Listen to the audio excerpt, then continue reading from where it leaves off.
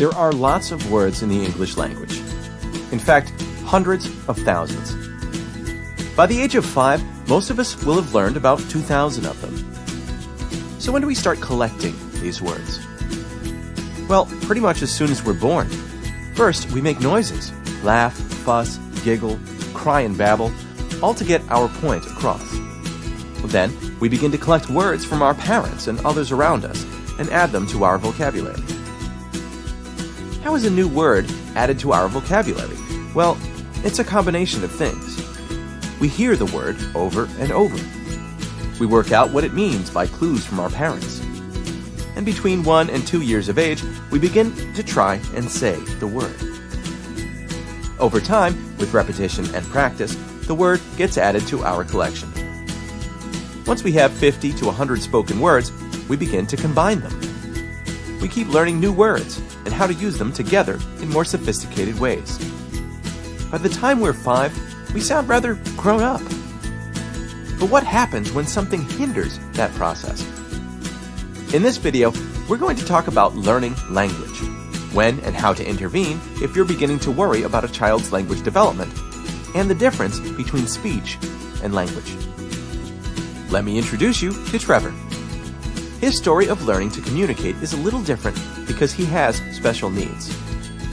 Trevor loves being with his parents and others, and through these interactions, he begins to learn how to communicate. He uses different sounds to tell what he likes and dislikes. He also makes other noises when people talk to him. As the months go by, Trevor does more.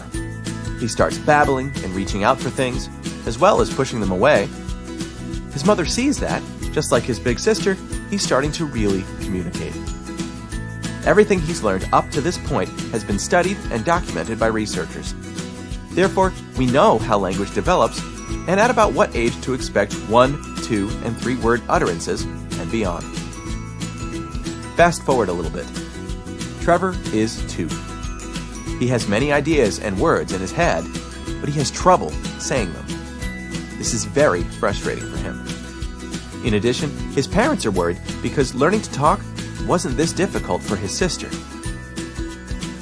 His mom and dad decide to get some help. His doctor and preschool teacher recommend that he meet with a speech-language pathologist, or SLP.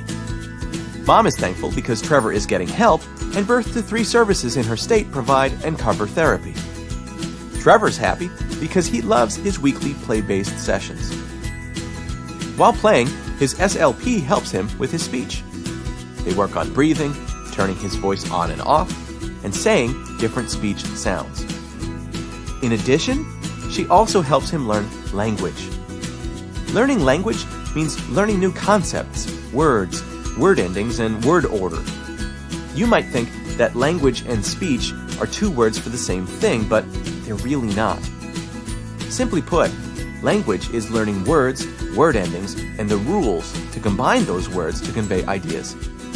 Language can be spoken, written, signed, or produced with symbols. Speech, on the other hand, is the physical act of pronouncing the words of language using your breath support, vocal cords, tongue, and lips. Speech, then, is just one of many ways we produce language. Typically, children use speech to learn language. If a child has difficulty speaking, this can impact language learning. Imagine a toy train set. It has many different sizes and colors of train cars that can be connected in a variety of ways. However, in order for the train to get anywhere, it needs a track. In this scenario, the track is speech, and the train cars are the words of language. The track is how the train gets from one place to another, or from one communicator to another. Speech is one type of train track. Sign language or using a communication device are other types. The track may be different, but the train cars are nearly the same. Back to Trevor. Unfortunately, he has difficulty producing speech, which also impacts his ability to learn language. In order to further develop his communication and language, his therapist decides to introduce a communication device. A common concern is that using a communication device, which is a form of augmentative and alternative communication, or AAC, will inhibit speech development. However, studies have shown that this is not the case. The device helps him because he can now play with words without having to rely on his speech alone. Trevor continues to have fun working on his speech as well. We all have a variety of tools in our communication toolbox. We use our voice, gestures, signs, facial expressions, body language, computers, and cell phones. Trevor's no different. He uses all of these things plus one more, his communication device.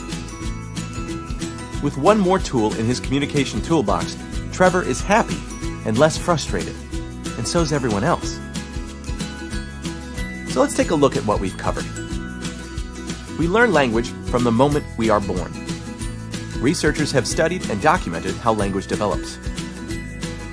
If you're worried about your child's speech and language development, don't wait. Seek help early and consult with a speech-language pathologist. Language is made up of words, word endings, and word order. Speech is one way to convey language.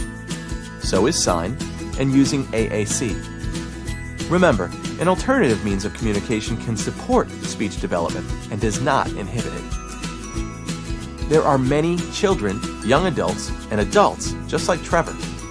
In addition, there are great SLPs in your community who can help. PRC believes that everyone deserves a voice and is constantly researching in the field of AAC and developing products and strategies to improve communication for individuals who need assistance. For more information, visit www.prentrom.com.